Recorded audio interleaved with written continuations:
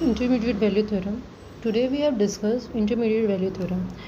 This theorem is applicable on continuous function. Okay, let us define a is less than to b and let function is described on closed interval a comma b to r.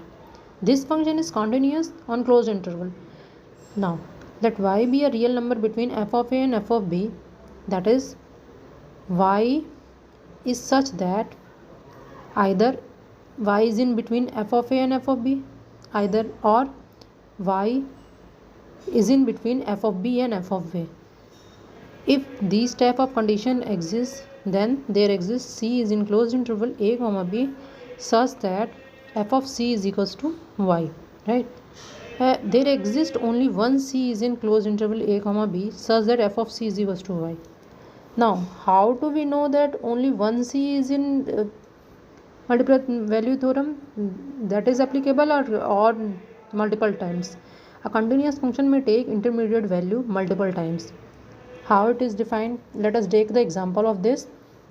Example is such that if f a function which is defined on closed interval minus 2 comma 2 to r, this function is continuous function and it is described as f of x is equals to x cube minus x. This is a function.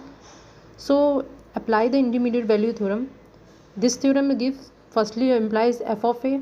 What is f of a? F of minus 2 is equals to minus 6, because minus 2 to the power cube minus plus 2, that will make minus 6, and f of 2 is equals to plus 6. If these f of a and f of b is that, then there exists c. How much c's are there? There is 3c in closed interval minus 2 comma 2 such that f of 1 is equals to 1 cube minus 1, which is equals to 0.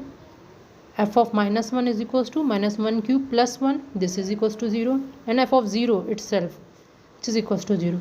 So there exists 3c in this closed interval such that f of 1 and f of minus 1 and f of 0, which makes sense that for a continuous function may take intermediate value multiple times.